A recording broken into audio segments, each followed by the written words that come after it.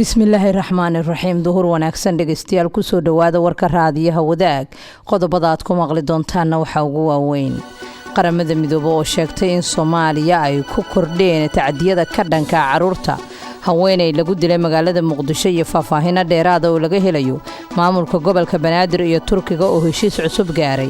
madaxweyne Saciid Deni oo amar cusub dul dhigay golaha wasiirada hay'adaha ka howlgala Puntland. Soomaalida ku nool Islii oo dhibaato ku qabta xirnaanshiyaha safaaradda Soomaaliya ee Kenya. gudoomiyaha gobolka Shabeellaha Hoose oo ka hadlay ka bixitaanka Amisom ee deegaanka Maringubay. akhbaaraadka caalamkana waxa aad ku maqli doontaan xilliga la aasayo madaxweynihii hore ee Zambia oo la shaaciyay. wadajirku waa wada noolaasho. wada noolaashuhu waa inaan la kala maarmin. in aan la kala maarminna waa inay wax naga wada dhaxeeyaan. wax kastaba way naga dhaxeeyaan aynu wada lahaano. waana wadaag radio oo kule nala wadaag waqtigaaga. nagula wadaag wanaag iyo waxsan sheeg. wadaag FM radio wadaag waa wehelkaaga iyo waqtigaaga. wadaag FM wadaag radio. wadaag FM. duhur wanaagsan dhegeystayaal mar kale meel walba oo aad joogtaan. waa talaado 22 bisha 6 sanada 2021. waxaad soo maqasheen qodobadii ugu doorka roona warka duhur ee raadiyaha wadaag. markana iyagoo dhameystiran u diyaar garooba. qaramada midoobe ayaa waxay sheegtay in Soomaaliya ay ku kordheen tacdiyada ka dhanka caruurta sidoo warkan ku faahfaahinayo Maxamed Cismaan Nuur. warbixin ka soo baxday qaramada midoobe ayaa waxaa lagu sheegay inay aad u kordheen xadgudubyada laga argagaxo oo lagula kaco caruurta ku nool wadamo ay ka mid tahay Soomaaliya. warbixintan oo sanadkii mar ka soo baxda qaramada midoobe ayaa waxaa lagu sheegay in ugu yaraan 19379 caruura ay dhibanayaal u noqdeen xadgudubyo waaweyn oo isugu jira askareyn iyo kufsi xad dhaaf ah. dalalka ugu badan ee tacadiyada ka dhanka caruurta ay ka dhaceen ayaa warbixintu ku sheegtay in laga diiwaan geliyay wadamada Afghanistan, Jamhuuriyadda Dimuqraadiga ee Congo, Soomaaliya, Yemen iyo Syria. iskoorimaadyo hubeysan iyo tixgelin la'aanta sharciga caalamiga ah ee bini'aadanimada iyo sharciga caalamiga ah ee xuquuqda aadanaha ayaa saameyn baan ku yeeshay ilaalinta caruurta ayaa lagu yiri warbixinta. in ka badan 8400 oo caruura ayaa lagu dilay ama lagu dhaawacay dagaalada socda wadamadan. ku dhawaad 7000 oo kale ayaa loo qoray askareyn dalalka Congo, Soomaaliya, Syria iyo Myanmar ayaa sidoo kale lagu sheegay warbixinta qaramada midoobe. warbixinta ka soo baxday qaramada midoobe ayaa waxay ku soo aadaysaa xilli labadii sano ee la soo dhaafay meelo badan oo kamid ah Soomaaliya laga diiwaan geliyay kiis la xiriira kufsi dil loo geystay caruur fara badan. haweeney lagu dilay magaalada Muqdisho ayaa waxaa ka soo baxaya faahfaahin dheeraad ah oo laga helay qaabka uu dhacay dilkeeda. Qadar Xuseen Axmed ayaa warkan ku eegay. dabley hubeysan ayaa maanta gudaha degmada Kaaraan ee gobolka Banaadir waxa ay ku dileen haweeney la sheegay inay la shaqeynaysay maamulka degmadaasi waxaana laga helayaa faahfaahin dheeraad ah. rag watay bastoolado ayaa waxaa la sheegay inay dileen haweeneyda oo magaceeda lagu soo koobay Suldaano isla markaana waxaa goobta si degdeg uga baxsaday dadkii ka dambeeyay falkaasi dhacay. warar soo baxay ayaa waxay sheegayaan in haweeneyda ay si gaar ah ugu tirsaneed guddiga khilaafaadka maxkamadda degmada Kaaraan ee gobolka Banaadir mana jiro wax war oo ka soo baxay maamulka degmada Kaaraan.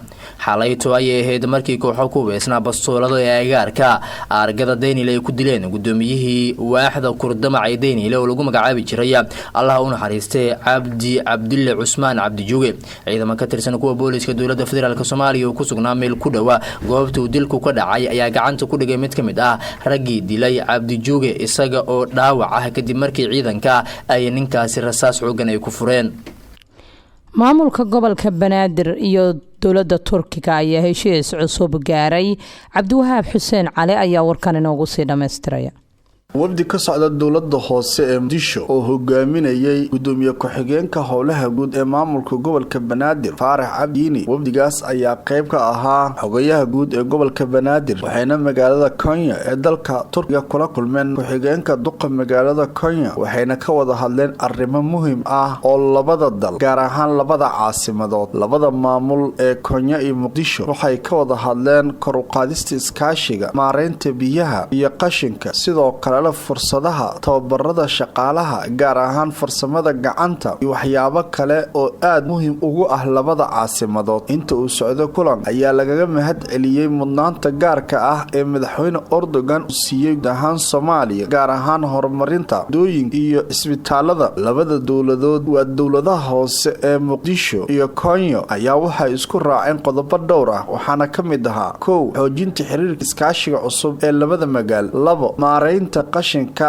laga taageero dowladda hoose ee Muqdisho maadaama maamulka Kenya ay khibrad buuxda u leeyihiin howlaha dhinacaasi la xiriira. sidoo kale Muqdisho in laga taageeri doono khubaro farsamo oo tababari doona laguna tababari doono hirgelin toos ah oo howlwadanada nadaafadda iyo dowladda hoose. 3 waxaa si wada jir ah waa labada dowlad hoose ee Kenya iyo Muqdisho ee isku waafaqeen in la bilaabo diyaarinta mataanaynta Muqdisho iyo Kenya si labada dhinac ay iskaashi wada shaqayn buuxda u dhaxmarto. 4 in si degdeg ah loo bilaabo booqashada labada maamul iyo in iswadaarsadaan waxyaabo muhiim u ah labada caasimadood. 5 in macadyada tababarada Kenya ay ku gacan siin doonaan maamulka dowladda hoose ee Muqdisho dhinaca tababarada shaqaalaha isla markaana ay si toos ah ay u wada xiriiri doonaan howlwadanada labada dhinac ee Muqdisho iyo Kenya. maamulka gobolka Banaadir ayaa kaga mahad celiyay taageerada mar walba dowladda Turkiga ay siiso Soomaaliya gaar ahaan gobolka Banaadir. madaxweynaha maamulka Puntland Siciid Deni ayaa amar cusub waxa uu dul dhigay golaha wasiirada iyo hay'adaha ka howlgala Puntland. Maxamed Cusmaan Nuur ayaa warkan ku eegaya.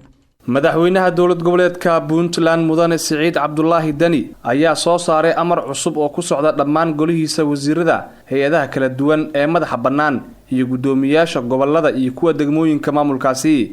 wareegto ka soo baxday xafiiska madaxweyne Deni ayaa waxa hay'adaha Puntland uu ku faray inay si buuxda u dhaqan geliyaan adeegsiga afka Soomaaliga isla markaana loo isticmaalo qoraalada loo gudbinayo bulshada si loo fahmo. Deni ayaa wareegtada ku cadeeyay in adeegsiga afka Soomaaliga loo isticmaalayo qoraalada xafiisyada, boorarka shirkadaha ganacsiga iyo fariimaha la gudbinayo iyadoona amarkaas uu ku socdo wasaaradaha hay'adaha kala duwan iyo gudoomiyaasha gobolada iyo kuwa degmooyinka.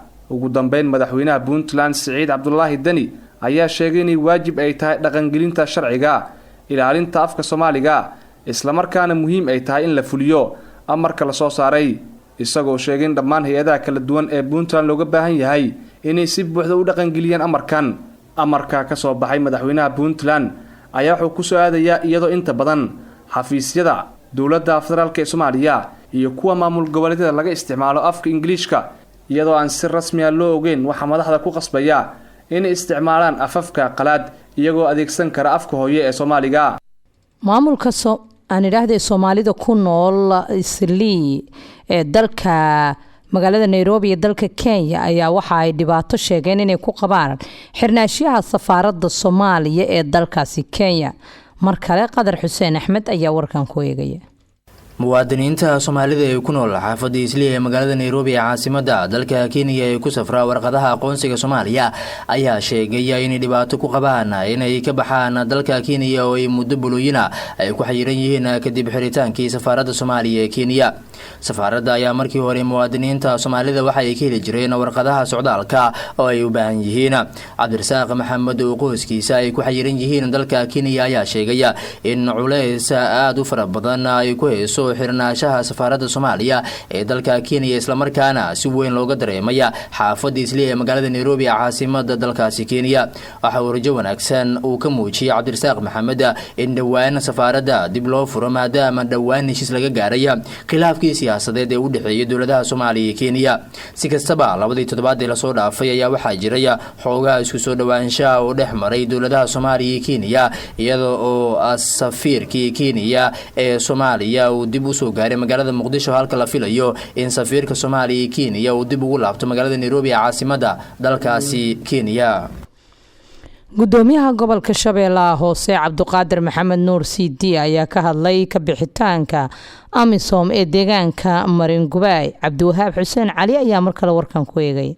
wararka ka imaanaya gobolka Shabeellada Hoose ayaa sheegaya in rag ka tirsan xarakada al-shabaab lagu arkay deegaanka Marin Gubay kadib markii ay isaga baxeen ciidamada AMISOM ka bixitaanka ciidamada AMISOM ee deegaankaasi waxaa sharaxaad ka bixiyay gudoomiyaha gobolka Shabeellada Hoose Abuukar Maxamed Nuur Siidi runta qaaliga maxamed ciidamada AMISOM walaalaha nahay oo ka kaalmay dawladda federaalka iyo dawladda federaalka waxay shalay xabad ku qabteen oo lagu qabtay deegaanka Marin Gubay ee hoostiga degmada Baraawe oo maxamed halkaas ay ku wareejiyeen macnaha in ciidanka maxamed AMISOM halkaas inay ku guuriyaan oo ciidamada Soomaaliya inay bedelayaan sidii ka dhacday hadda kahor afgooyay qaaliga marka arrintaas waxaa la filayaa ciidamada Soomaaliya oo ay maxamed bedelaan ciidanka AMISOM mayna bedelin ciidankii dawladda federaalka militariga maysan imaan qaaliga marka AMISOM ay ku soo baxeen meeshii maxamed arrinta al-shabaab kulliba ayagoo maxamed oo sahan ayay yimaadeen hadda sababtoo uma qabsan laakiin sahankoodii way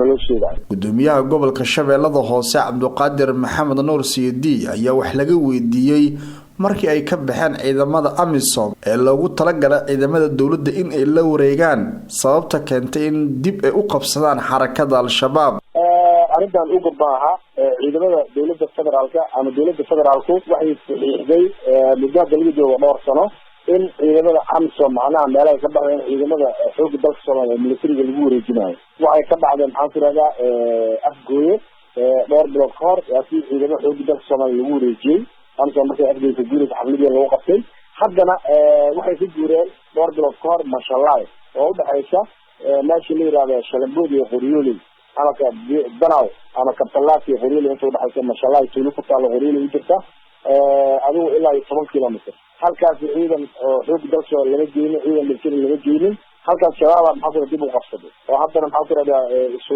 socodka Qoryooli iyo maxamed Shalambood iyo Markaba maxamed caqabada ayaa ku jira oo nimanka argagixisada deegaanka looga ciidamada xoogga dalka Soomaaliyeed inay ka bedelaan ama la wareegaan may sameeyaan maadaama afgooy maxamed lagu guuleeyay ciidamada Soomaaliyeed kala wareegeen ciidanka AMISOM tan la Marin Gubay taasoo kala way shalay markii xafladda la qabanayay aniga ka barakabahan waa ka hadlay waxaan yiri dawladda federaalka oo siixday iyo dawladda koonfurta in halkan ciidanka kala wareegaya inay si degdeg u keenaan si argagixisada maxamed ayna mar dambe maxamed dadka maxamed waxyaalo u geysaneen ayna dib u qabsaneen qaaliga marka way dhacday hadda ugu dambeyn gudoomiyaha gobolka Shabeellada Hoose Abuukar Maxamed Nuur Siidi ayaa wax laga weydiiyay in magaalooyin kale ee ciidamada AMISOM ay ka baxayaan in ay jiraan oo gobolka Shabeellada Hoose ka tirsan gobolka Shabeellada Hoose magaalooyin kale ka baxaan way jirtay laakiin warqad codsi aan qoray muddo laga joogo maxamed 10 casho أنا جو حسيت كي دمنا مركز وحن كأصل أمسوم يا مدينة دولة كونفور بالجدة إن أمسوم أيضا كبد إن قال شو لاسه مجالي كي كبد حيان اللي جيو ومعاصر هذا في جد معاصر هذا حدان إذا بدل عن الهليم قال لي مركز هذا كورسي بعدي كرتوري ولا جب حي كرتوري ولا جب حي هو على جب حي ما شاء الله هو على جب حي محاول ماشي لي يعني معاصر ورير ماله waxa laga baxay maxaa meeshii la yiraahdo Jamaica ama Area ama waxa laga baxay maxaa Lego khasaarigii ka dhacday yaqdir weyne waa soo ognahay markay arrintaasi maxaa kulliba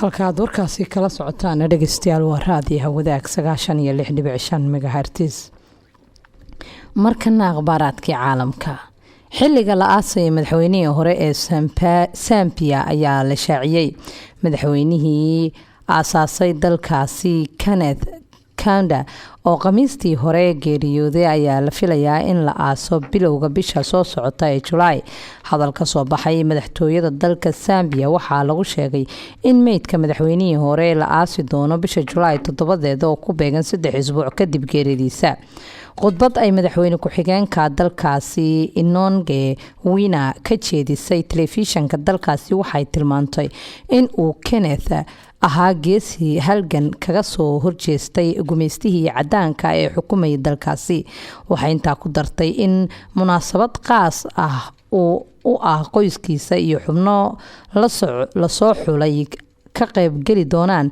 aaska madaxweynihii hore dalkaasi Kenneth oo da-da 97 jirka ku geeriyooday. waxaa lagu aasi doonaa qabuuraha madaxtooyada oo u dhow xafiiska golaha wasiirada ee Zambia oo ku yaala caasimada dalkaasi ee Lusaka. sidoo kale waxaa la dhigi doonaa munaasabad xasuus iyo baroordiiq oo bisha July 2 lagu qaban doono garoonka geesiyaasha qaranka oo qaadi karta 60,000 oo kursi. hogaamiyaal shisheeye ayaa laga yaabaa in ay ka qayb galaan aaska madaxweynihii hore dalkaasi Kenneth Kaunda. warkii aad kala socoteen raadiyaha wadaag duhurnimada maanta waa inaga intaa.